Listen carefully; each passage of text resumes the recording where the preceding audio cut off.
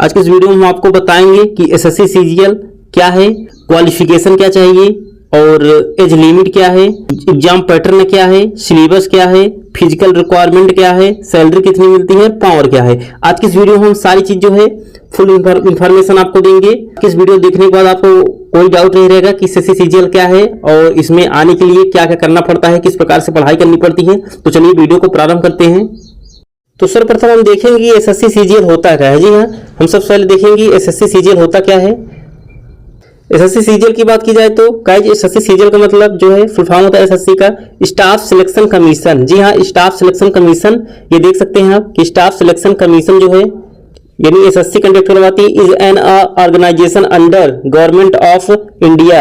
यानी यह भारत का भारत के अंदर एक ऐसा ये जो है वैकेंसी है to recruitment staff for various post in the various ministers and department of the government of India and in subordinate officers. मतलब इस एग्जाम के थ्रू आप एक अच्छे ऑफिसर बन सकते हैं। कई सारी ऐसे पोस्ट होती है जो यह गवर्नमेंट पोस्टेड होती है। तो एसएससी जो है सीजीएल जो है एसएससी मतलब जो है स्टाफ सिलेक्शन कमीशन एसएससी यानी सीजीएल कंडक्ट करवाती है, कंबाइंड ग्रेजुएट लेवल का होता है। तो सारी चीजें आज के इस वीडियो में आइए हम देखते हैं।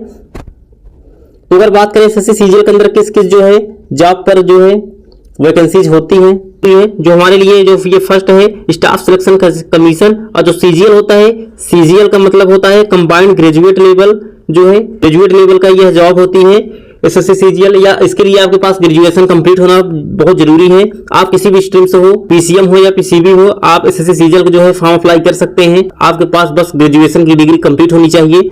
और यदि बात करें एसएससी सीएचएसएल की बात करें तो एसएससी सीएचएसएल के लिए आपके पास 12th पास होना बहुत जरूरी है। ग्रेजुएशन हो या ना हो इसके लिए कोई इंपॉर्टेंस नहीं है, लेकिन आपके पास जो है 12th पास आउट होना बहुत ही जरूरी है। जी हाँ, 12th पास आउट आप होने चाहिए। और एसएससी एमटीएस की बात की जाए तो यह 10th लेवल का जो है मल्टीपल टास्किंग स्टाफ जो है ये सिक्योर जो है ड्यूटी होती है, जो कि यह ग्रेजुएशन के लिए नहीं होती है, यह 10th लेवल का होता है। और एसएससी सीपीओ की बात करें तो जो एसएससी सीपीओ होता है ग्रेजुएशन के लिए जाओगे, बहुत अच्छी पोस्ट है, ग्रेजुएशन से लिया जाता है एसएससी सीपीओ जो है। एसएससी सीपीओ की बात की जाए जो है दिल्ली पुलिस ऑफिसर जो है सब इंस्पेक्टर के रूप में होता है। और एसएससी जीडी, अगर एसएससी जीडी की बात करें तो एसएससी जीडी भी जो है 10th लेवल का जो है प्रोग्राम होता है। तो यहाँ आप एसएससी जीडी का जो है फॉर्म 10th लेवल के बेसिस आप दे सकते हैं। और एसएससी जेई की बात करें तो यदि आप इंजीनियर हो तो आप एसएससी जो है जेई के लिए एलिजिबल हो। और यदि स्टेनोग्राफर के लिए बात करें तो यदि आप शॉर्ट हैंड आता है तो आपको तो स्टेनोग्राफर के लिए आप एलिजिबल हो सकते हैं। तो दोस्तों आज का जो है हमारा टॉपिक है वो बेसिकली एसएससी सीजीएल पर फोकस है। जी हाँ, इतना मैं आपको इसलिए बता दिया क्योंकि आपको जो है पता होना चाहिए कि एसएससी सीजीएल के अंदर क्या क्या होता है। तो जो हमारा मेन टॉपिक आज का है एसएससी सीजीएल पर आधारित है। एसएससी सीजीएल क्या होता है? जी हाँ, एसएससी सीजीएल क्या होता है, जो कि कंबाइंड ग्रेजुएट लेवल का जो है वैकेंसी होती है। तो आइए एसएससी सीजीएल के बारे में कंप्लीट डिटेल से देखते हैं। तो इसके लिए अगर हम एज लिमिट की बात करें, सर्वप्रथम दोस्तों जो है एज आता है कि आपका एज कितनी होनी चाहिए। एसएससी सीजीएल के लिए आपके पास एज कितनी होनी चाहिए? तो अगर मैं आपकी एज की बात करूं तो एसएससी सीजीएल के लिए आपके पास जो है एज 18 से लेकर 30 साल होनी चाहिए। जी हाँ, आपको 18 साल से लेकर 30 साल तक आप होने चाहिए।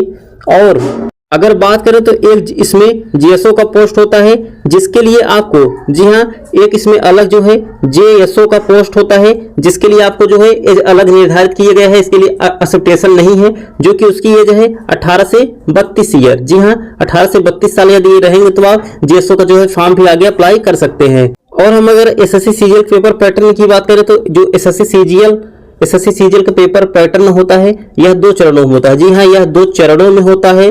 फर्स्ट जो है टीयर फर्स्ट होता है। जी हाँ, टीयर फर्स्ट और टीयर सेकंड जो है, और अन्य भी यदि आप यह 2 टीयर कंप्लीट करते हैं तब आप टीयर थर्ड और फोर्थ में आते हैं। तो इसके लिए भी कुछ अलग चरण दिए गए हैं। फर्स्ट हम बात करेंगे टीयर फर्स्ट में कि आप क्या सिलेबस है, कैसे पूछा जाता है, क्या सब्जेक्ट होते हैं। तो चलिए हम सब्जेक्ट को देख लेते हैं कि टीयर फर्स्ट में कौन कौन से सब्जेक्ट आते हैं। तो अगर हम आपके सिलेबस की बात करें तो कि टीयर फर्स्ट में सिलेबस क्या होते हैं, तो सिलेबस हमारा जो है मुख्यतः जैसे मैथमेटिक्स हो गया, इंग्लिश हो गया, रीजनिंग हो गया और जनरल अवेयरनेस, यही आपके 4 जो है टॉपिक होते हैं। इसी में से आपका जो है क्वेश्चंस आते हैं। अब अगर मैं एक एक बारी बारी से देखूं तो क्वेश्चंस के प्रकार कैसे किस टॉपिक से पूछे जाते हैं। तो अगर मैथमेटिक्स की बात करिए तो मैथमेटिक्स से जैसे कि नंबर सिस्टम हो गया, संख्या पद्धति और सिंप्लीफिकेशन सरलीकरण, एचसीएफ और एलसीएम, स्क्वायर और cube root, time, work, pipes और जो है चिस्टर्न, टाइम और डिस्टेंस, बोट और स्ट्रीम, परसेंटेज, प्रॉफिट और लॉस, मिक्सचर, एलिगेशन, रेशियो और preparation, average, partnership, problem on age, simple interest, compound interest, mensuration, algebra, त्रिकोणमिति, geometry, data interpretation, probability, statics. ये दोस्तों आपका जो है ये जो तीन टॉपिक है आपका, ये टॉपिक इस बार 2026 से जो है बढ़ गया है। ये यही मैं आपको पिछले वीडियो में बताया था कि 2026 में जो है आपका एक टॉपिक जो है बढ़ गया है, 2026 में बढ़ा है। तो क्या बढ़ा है आपका, ये अगर मैं बात करूं तो जो आपका डाटा इंटरप्रिटेशन है एक, ये और प्रोबेबिलिटी ये भी हो चुका है, और स्टैटिक्स, ये तीन टॉपिक्स आपका जो है इस बार बढ़ चुका है। तो इस चीज को आप ध्यान दीजिएगा, इसमें भी थोड़ा फोकस करिएगा। और अगर हम इंग्लिश में अब बात करें तो आपका रीडिंग कंप्रहेंशन वो चीजें हैं, ये चीज इसमें कोई बदलाव नहीं हुआ है। और phrases and idioms, one word substitution, ये तो हर साल आता है। जी हाँ, जो है one word substitution, sentence correction, error spotting, fill in the blanks, spellings correction, synonyms, antonyms, ये तो हर साल आता है। Active passive, sentence rearrangement, sentence improvement, cloze test, ये सारी चीजें आती हैं। तो इस चीज के लिए आप इंग्लिश की जो है लूसेंट की बुक ले सकते हैं। जी हाँ, लूसेंट की जो है बुक आप ले सकते हैं, मार्केट में अवेलेबल है, जो कि इंग्लिश ग्रामर के लिए आपको बहुत ही स्ट्रांग बुक मिलती है। जी हाँ, आपके जो है इंग्लिश ग्रामर स्ट्रांग हो सकते हैं, तो आप इसमें ये बुक जो है ले सकते हैं। अब हम बात करेंगे रीजनिंग। रीजनिंग में हमारे कौन कौन से टॉपिक आते हैं। रीजनिंग जैसे हमारा एनालॉजिस हो गया, सिमिलरिटीज हो गया, and differences, space, visualisation, structural working, solving, analysis, judgement, book relations and decision making, visual men of concept, arithmetic number, जो कि बहुत ही मोस्ट इंपॉर्टेंट है। जी हाँ दोस्तों, जो हमारा अर्थमेटिक नंबर होता है बहुत ही सीरीज का बहुत ही इंपॉर्टेंट होता है। और mangle, classification, coding and decoding, conclusion, etc, conclusion वगैरह आप लोग अच्छे से तैयार कर लीजिएगा।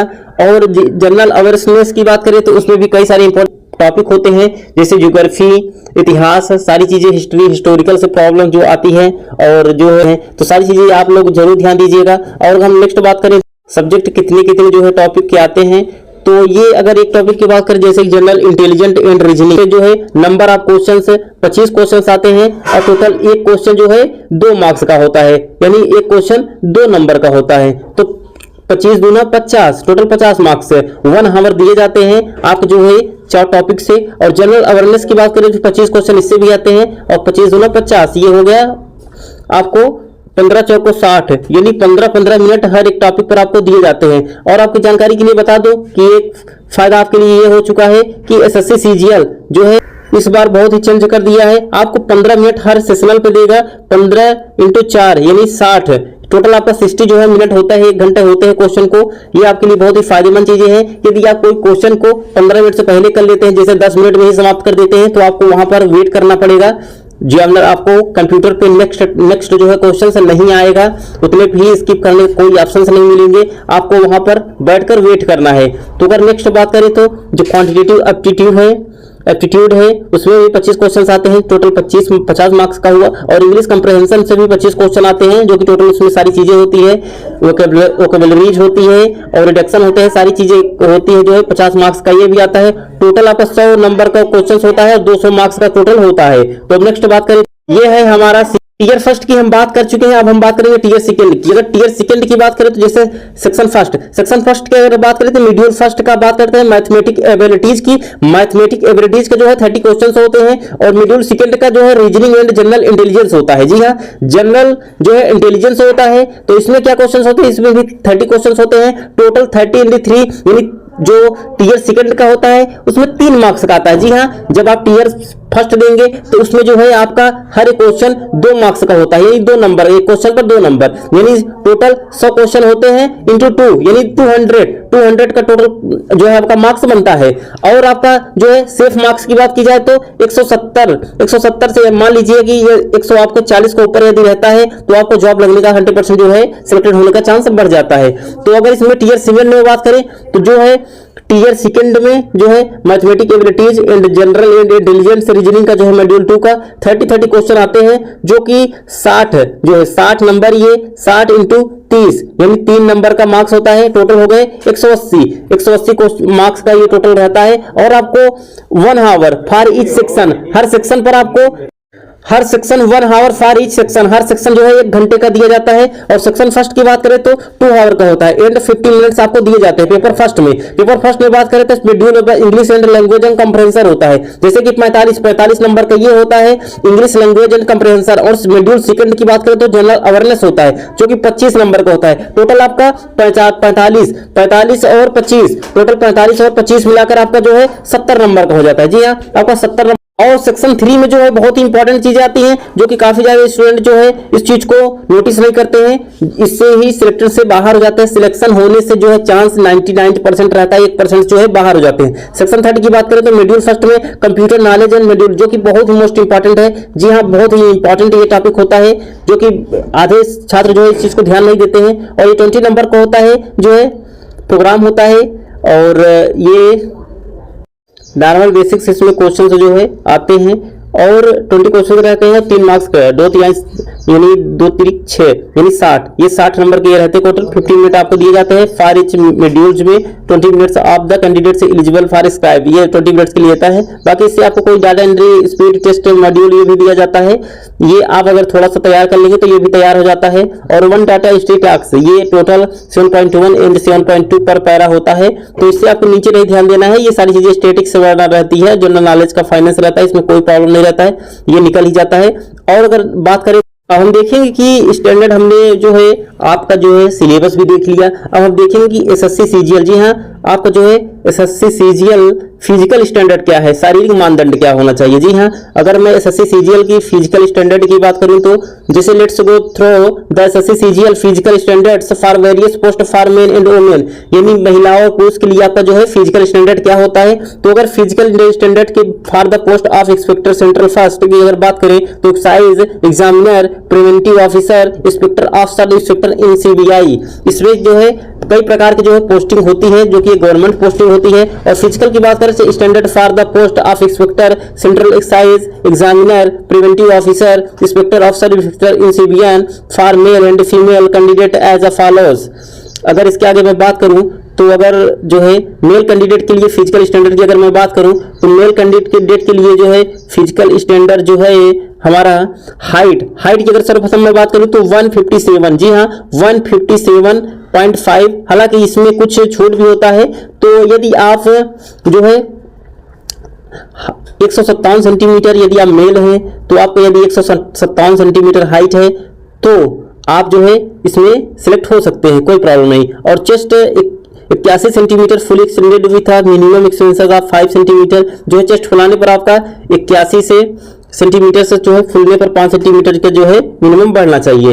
और अगर इसके पॉइंट्स की बात करें तो हाइट रिलैक्सेशन, जो है हाइट में रिलैक्सेशन कैसे मिल सकता है 5 centimetre in case of the, जैसे ग्वालियर से हैं, असम से हैं, आप गोरखा से हैं and members of scheduled tribe से, यदि आप किसी भी ऐसे पिछड़ा जो है स्टैंडर्ड आप एरिया से हैं तो आपका जो है छूट हो सकता है। और महिलाओं के लिए जो हाइट होता है 152 सेंटीमीटर होता है। जी हाँ, अगर महिलाओं के लिए मैं बात करूं तो 152 सेंटीमीटर होता है 0.5 करके, तो इसमें भी कुछ छूट होता है। अब हम बात करेंगे कि प्रमोशन क्या होता है। अब इसके बाद हम प्रमोशन देखेंगे, जो कि बहुत ही इंपॉर्टेंट है। प्रमोशन क्या होता है तो चलिए देखते हैं। तो अगर मैं प्रमोशन की बात करूं तो overall promotions is good in all SSC CGL post, यानी अगर एसएससी सीजीएल की पोस्ट की जो ओवरऑल सभी प्रमोशंस है बहुत ही अच्छी प्रमोशंस है। जैसे कि SSC CGL income tax inspector career growth and promotion, इसमें जो इनकम टैक्स इंस्पेक्टर होते हैं इनकी प्रमोशन जो है आगे तौर पर हमेशा होती रहती है। अब और इसमें अगर हम डिटेल्स में बात करें तो जैसे कि ईयर्स ऑफ सर्विस रिक्वायर्ड, मतलब कितने साल में प्रमोशन जो आपका होता है। और न्यू डिजिनेशन यानी न्यू डिजिशन यानी नई जो है पद्धति में किस प्रकार से जो है अफसर से आगे बूस्ट करते हैं। तो 5 से 6 ईयर में जो आपका प्रमोशन होता है इनकम टैक्स ऑफिसर का होता है। आईटीओ, अगर मैं शॉर्ट पर बात करूं कि आईटीओ यानी इनकम टैक्स ऑफिसर जो इनका प्रमोशन होता है 5 से 6 सालों में होता है नेक्स्ट लेवल के लिए। और 8 से 9 ईयर्स में जो है असिस्टेंट कमिश्नर का जो है प्रमोशन होता है नेक्स्ट लेवल के लिए, बूस्ट की लाइफ के लिए। और जो है 8 से 9 ईयर्स में आपका असिस्टेंट कमिश्नर का होता है जो कि नेक्स्ट लेवल का जो है प्रमोशन होता है। और 4 से 5 साल का जो है डिप्टी कमिश्नर का जो है प्रमोशन होता है नेक्स्ट लेवल के लिए। और 4 से 5 साल के लिए आपका ज्वाइंट कमिश्नर जो है, ज्वाइंट कमिश्नर का जो है आपका प्रमोशन होता है। तो आई होप कि आप सारी चीजें समझ गए होंगे। और सबसे बड़ा भौकाल दोस्तों तब और ये देख सकते हैं फाइनल आपको प्रमोशन होते होते ये चीजें होता है कि आप जब तन पर वर्दी होते इसका भौकाल कुछ अलग ही होता है। ये स्टार्स देख सकते हैं 3 स्टार 2 स्टार्स, और ये देख सकते हैं इसका भौकाल अलग ही होता है। तो पावर इसकी जो है बहुत ही हाई होती है।